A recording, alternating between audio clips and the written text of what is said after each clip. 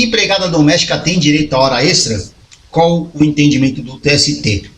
Fique até o final que você vai saber qual é o entendimento do TST, principalmente com relação ao ônus da prova. Mas antes disso, eu queria pedir para vocês o seguinte. Eu tenho um vídeo aqui no canal, já vou deixar no card, para que vocês assistam antes de darem seguimento nesse vídeo. Por quê? Porque lá eu explico essa questão da dificuldade da produção de prova do empregado doméstico e do empregador doméstico. Lá eu explico outros detalhes também, mas seria bom vocês verem antes de vocês verem esse vídeo que eu acabei de mencionar aqui para vocês, antes de vocês continuarem vendo esse vídeo aqui, tá certo? Para vocês poderem entender um pouquinho melhor, porque tem coisas que eu falei lá que eu não vou falar aqui, tá certo? Mas, vamos lá, beleza? Galera, aqui é o seguinte, primeira coisa que vocês têm que saber é que a Lei Complementar número 150 de 2015, ela dispõe sobre o contrato de trabalho do empregado doméstico, ela regulamenta a contratação do empregado doméstico.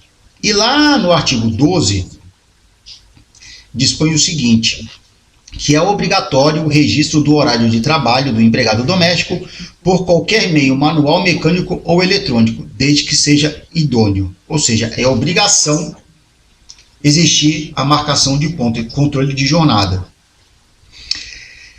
Só que nós temos o artigo 19 da Lei Complementar 150 e ela dispõe que a CLT ela é aplicável de forma subsidiária. E por que eu estou falando isso?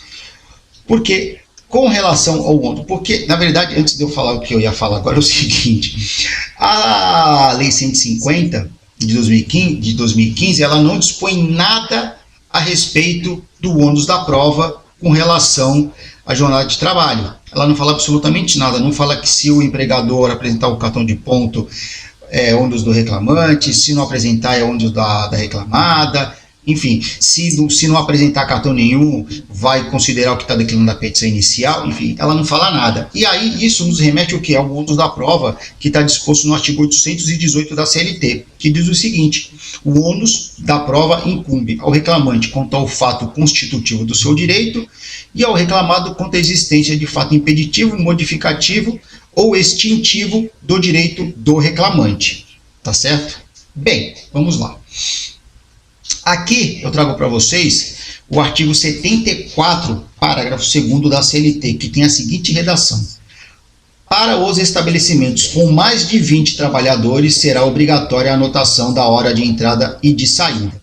Antigamente, antes da vigência da Lei 13.874, que é a Lei da Liberdade Econômica, a redação dizia que para os estabelecimentos com mais de 10 trabalhadores, ou seja, a Lei de Liberdade Econômica ela ampliou esse número de trabalhadores. Então aqui, o que nós extraímos? Que para os estabelecimentos com menos de 20 trabalhadores, não será obrigatória a anotação da hora de entrada e de saída. Tá? E daí, em razão disso, o TST editou a súmula 338. Por quê? Porque também o parágrafo 2º do artigo 74 não dispunha a respeito do ônus da prova. E veio o TST e deu a seguinte interpretação, que é ônus do empregador que conta com mais de 10 empregados, leia-se atualmente 20 empregados, o registro da jornada de trabalho na forma do artigo 74, parágrafo 2º da CLT. A não apresentação injustificada dos controles de frequência gera presunção relativa de veracidade da jornada de trabalho, a qual pode ser elegida por prova em contrário. Ou seja, com a redação da súmula 338, o empregador ele tem a obrigação de manter a anotação dos seus empregados, anotação de entrada e de saída, e é ônus dele apresentar isso dentro de um processo. Caso ele não apresente de forma injustificada, a jornada de trabalho que está sendo declinada na petição inicial, ela vai gerar o que? Uma presunção de veracidade. Claro que o empregador pode lidir através de prova em contrário, pode produzir uma prova testemunhal. Então, a título de exemplo, se eu tenho lá o reclamante, ele alega que na petição inicial que ele trabalhava das 8 da manhã até as 17 horas, com 1 hora de intervalo, mas ele fazia 2 horas extras por dia, ou seja, ele estendia a sua jornada de trabalho até às 7 horas da noite, até às 19, se o empregador apresentar o cartão de ponto, o ônus vai ser do reclamante comprovar a diferença de hora extra. Se o empregador não apresentar os cartões de ponto e não justificar a não apresentação, a petição, a jornada de trabalho declinada na petição inicial, ela vai gerar uma presunção de veracidade, ou seja, o juiz ele vai entender que aquela jornada que está sendo declinada na exordial do reclamante, ela é verídica, ela é real, a não ser que o empregador faça a prova em contrário através de testemunhas. Tá certo? Bem, e por que eu estou explicando tudo isso para vocês? Porque vocês vão ver que o entendimento, o primeiro entendimento do TST, ele se coaduna justamente com relação ao artigo 818 e a não aplicação da súmula 338. Vejam só, o que diz a quarta turma?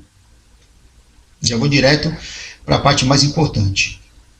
Se para a pessoa jurídica que explora atividade econômica, a presunção de veracidade da jornada declinada na petição inicial somente ocorre para os estabelecimentos com mais de 20 empregados, não se pode, da mesma forma, aplicar a presunção de veracidade da jornada declinada na exordial no caso de empregador doméstico, pessoa física sem finalidade lucrativa.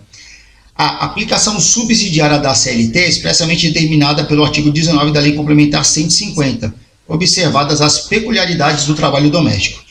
Aplica-se a regra da distribuição do ônus da prova prevista no artigo 818 da CLT, cabendo ao reclamante a comprovação dos fatos constitutivos do seu direito. Ou seja, aqui a quarta turma entendeu o seguinte: olha, se para aqueles empregadores com menos de 20 funcionários, eu não aplico a veracidade da jornada declinada na petição inicial, só aplico para aqueles, pessoas jurídicas que possuem mais de 20, como é que eu vou poder aplicar a súmula 338, o item 1, para o empregador doméstico, que é pessoa física e não tem fins lucrativos? Não pode. Haveria, em tese, uma desigualdade.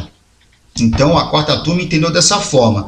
Mas veio a quinta turma e proferiu a seguinte decisão: a não apresentação dos controles de jornada em juízo pelo empregador doméstico enseja a presunção relativa da jornada alegada na inicial, a qual pode ser elidida por prova em contrário, dos termos da súmula 338.1 desta Corte, aplicável analogicamente à hipótese.